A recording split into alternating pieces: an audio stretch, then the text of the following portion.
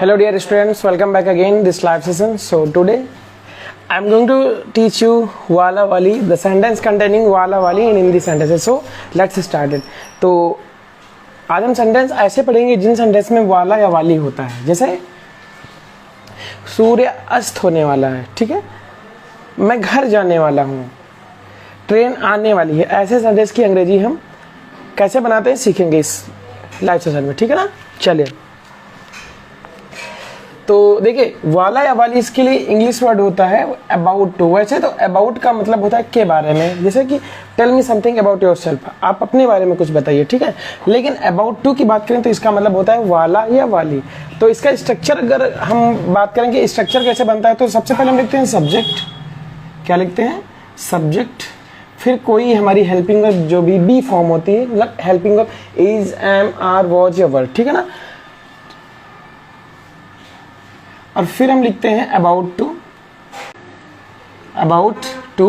और फिर हम जो वर्ब लिखेंगे वर्ब की फर्स्ट फॉर्म होगी, और फिर हम ऑब्जेक्ट लिख देंगे, ठीक है।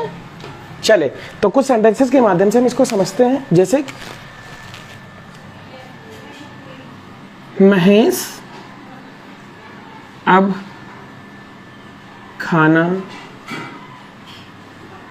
खाने वाला है, ठीक है। ध्यान दीजिएगा सेंटेंस को, महेश अब खाना खाने वाला है। तो देखिए इस सेंटेंस में वाला शब्द आया है, तो वाला की हम अबाउट टू का यूज करेंगे। तो स्ट्रक्चर की अगर बात करें तो हम सबसे पहले लिखेंगे सब्जेक्ट। तो सब्जेक्ट की अगर हम बात करें तो सब्जेक्ट क्या है भाई? जो काम करता है, काम हो रहा है खाने का, खाने का कौन काम कर रहा है भाई? महेश। तो महेश हो जाएगा सब्जेक्ट। तो सबसे पहले हम लिखेंगे महेश, ठीक है, हो जाएगा महेश। और फिर हम लिखेंगे बी फॉर्म। बी फॉर्म का मतलब इज, एम, आर, वॉज और वर। तो यहाँ पर है आ रहा है की इंग्लिश क्या होती है? इज। तो क्या हो जाएगा? महेश इज। फिर हम लिखेंगे क्या? About to. तो महेश इज अबाउट टू। फिर वर्ब लिखेंगे, वर्ब का मतलब काम, काम कौन सा है? खाने का। और खाने को इंग्लिश में क्या कहते हैं? ईट, ठीक है। और फिर ऑब्जेक्ट, और ऑब्जेक्ट को हम जानने के लिए हम बार बार बताते हैं क्या क्या, या किसी से प्रश्न करते हैं तो भाई खाने वाला है, क्या खाने वाला है? खाना। और खाने को इंग्लिश में क्या कहते हैं? द फूड कह सकते हैं, ठीक है ना। तो Mahesh is about to eat the food. I hope कि सेंटेंस समझ में आया होगा। चले कुछ और सेंटेंस लेते हैं। जैसे कल शाम को मैं तुम्हारे घर आने वाला था, आने वाला था। ये सेंटेंस है। देखिए पास्ट टेंस में तो कोई दिक्कत नहीं, बस वॉज यूज हो जाएगा। तो सबसे पहले हम लिखेंगे सब्जेक्ट। सब्जेक्ट क्या है भाई? मैं आने वाला था, तो आई हो जाएगा। और आई के साथ फिर बी फॉर्म। बी फॉर्म का मतलब इज, एम, आर, वॉज और वर। तो वॉज आ रहा है, वॉज मिस था होता है ना, तो वॉज यहाँ पर हो जाएगा आई वॉज। फिर क्या लिखेंगे भाई? About to. अबाउट टू लिख दीजिए, ठीक है। और फिर क्या लिखोगे? वर। वर का मतलब काम, काम, काम कौन सा हो रहा था भाई? आने का। तो आने को इंग्लिश में क्या हम कहते हैं? ठीक है, कम भाई आने वाला था कहाँ भाई? तुम्हारे घर। Come to your house. अब क्या है भाई? कल शाम को, तो शाम की इंग्लिश क्या आ जाएगी? In the evening. और कल की इंग्लिश क्या हो जाएगी? यस्टरडे, ठीक है। चीजें आई होप कि आपको समझ में आ रही होंगी क्लियरली, ठीक है। चले, तो अगर हम इसके इंट्रोगेटिव सेंटेंस की बात करें तो इंट्रोगेटिव सेंटेंस के बारे में जैसे कि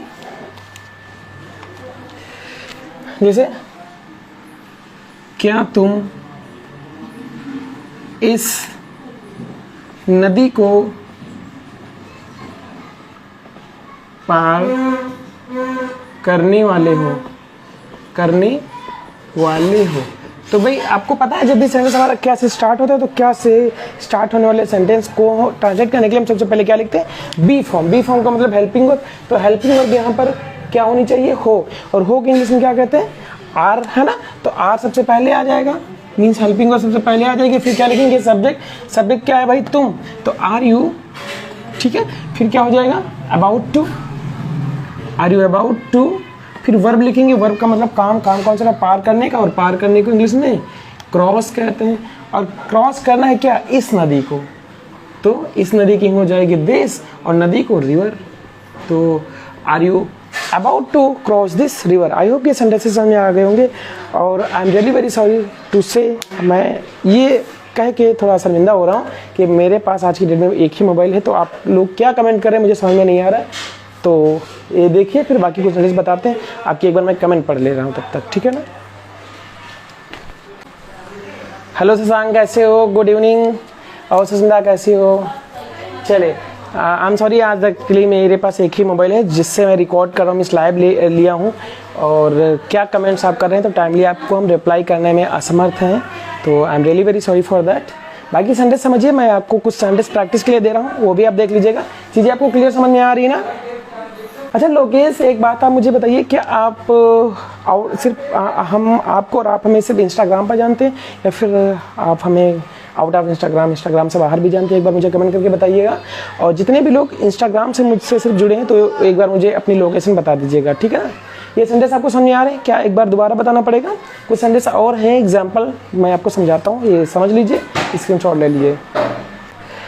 अमित गोस्वामी जी ने गुड आफ्टरनून बोला है, तो वही आपको भी गुड आफ्टरनून। चल संडे समझ में आ रहे हैं। चले देखिए, कुछ सेंटेंस ऐसे होते हैं जिनमें वाला होता है, वाली भी होते हैं, लेकिन वहाँ पर हम अबाउट टू का यूज नहीं करते। तो कौन से सेंटेंस ऐसे होते हैं मैं आपको उसके बारे में बताता हूँ। जैसे हम बोलते हैं वो लंबे बाल वाला मेरा भाई है, समझ रहे कि नहीं समझ रहे। वो लाल शर्ट वाला लड़का मेरा दोस्त है। ऐसे सेंटेंस की इंग्लिश जब हम वाला वाली के लिए करते हैं तो हम वहाँ पर अबाउट टू का यूज़ नहीं करते हैं। सेंटेंस लिख लीजिए, नोट कर लीजिए, इसकी मैं प्रैक्टिस आपको करा दे रहा हूँ, ठीक है ना। कुछ सेंटेंस आपको हम दे रहे हैं जो आपको इंग्लिश में ट्रांसलेट करना है, तो कुछ सेंटेंस दे रहे हैं। चलिए अगला सेंटेंस, मेरा भाई अखबार पढ़ने वाला है, ठीक है। सूर्य अस्त होने वाला है, रेलगाड़ी आने वाली है। देखिए एक बात आपको हम बताना चाहेंगे, देखिए यहाँ पर वाला वाली की जगह पर एक और वर्ड यूज करते हैं, ध्यान दीजिएगा। जैसे हम ये कह सकते हैं सूर्य अस्त होने को है, ऐसा बोल सकते हैं ना।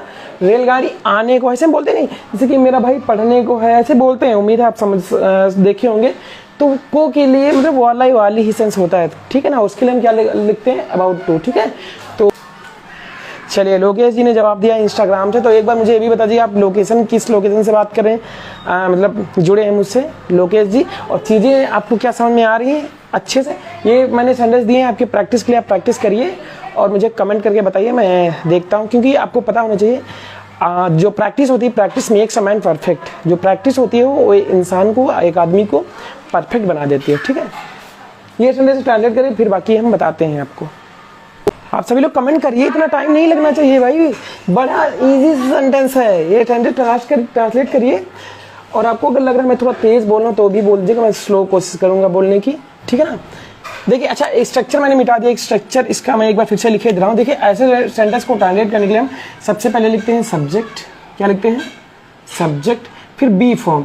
आपको पता होना चाहिए बी का मतलब होता है होना, और होने की जो फॉर्म होती है वो 5 प्रकार की होती हैं। फर्स्ट फॉर्म में इज एम आर और सेकंड फॉर्म में वॉज या वर आती हैं, ठीक है।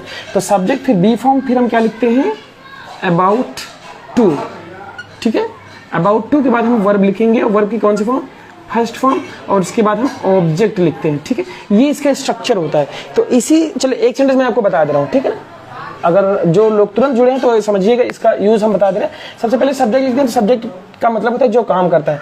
तो मेरा भाई अखबार पढ़ने वाला है, सब्जेक्ट का मतलब जो काम करता है। सबसे पहले सब्जेक्ट लिखेंगे, सब्जेक्ट का मतलब कौन काम कर रहा है भाई, पढ़ने वाला कौन है, मेरा भाई। तो मेरा भाई की इंग्लिश क्या हो जाएगी, माई ब्रदर।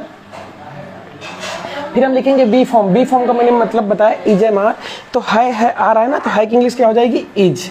तो माई ब्रदर इज। फिर लिखेंगे अबाउट टू, ठीक है, अबाउट टू। फिर वर्ब लिखेंगे, वर्ब का मतलब काम। काम कौन सा हो रहा है, पढ़ने का, तो पढ़ने को रीड कहते हैं, अबाउट टू रीड। अब भाई वर्ब के बाद ऑब्जेक्ट, और ऑब्जेक्ट को जाने के लिए हम क्या या किसी से प्रश्न करते हैं, तो भाई क्या पढ़ने वाला है, अखबार। अखबार को इंग्लिश में हम क्या कहते हैं, द न्यूज पेपर, ठीक है। तो जितने लोग अभी तुरंत जुड़े हैं तो मैंने इस स्ट्रक्चर को फॉलो करते हुए इस सेंटेंस को ट्रांसलेट करके दिखाया है। बाकी कुछ सेंटेंस है, आप कमेंट करके मुझे तुरंत बताइए कि इसका जो वास्तविक सेंटेंस होंगे, ट्रांसलेशन होगा, वो क्या होगा। बताइए एक बार मुझे कमेंट करके। इट्स कोई ने जो जवाब दिए बिल्कुल सही जवाब दिए हैं, और कोशिश आप भी करिए, ठीक है ना।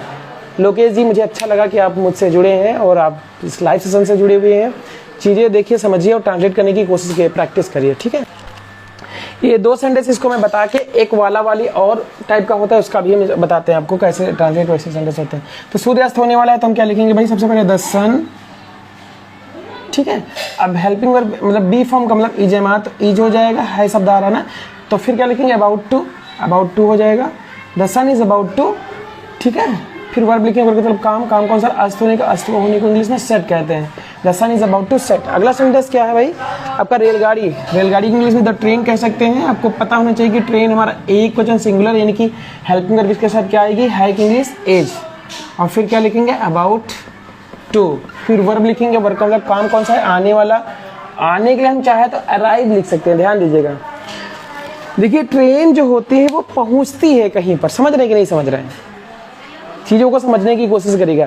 जो ट्रेन होती है वो कहीं नहीं आती है, बस जगह जगह मतलब जहाँ पर उसका स्टेशन होता है वहाँ पर पहुँचती है, और उस पहुँचने के लिए हम अराइव का प्रयोग करते हैं। आप लोगों ने स्टेशनों पर सुना होगा, the train number is about to arrive, मतलब जो ट्रेन है वो आने वाली है, मतलब पहुँचने वाली है।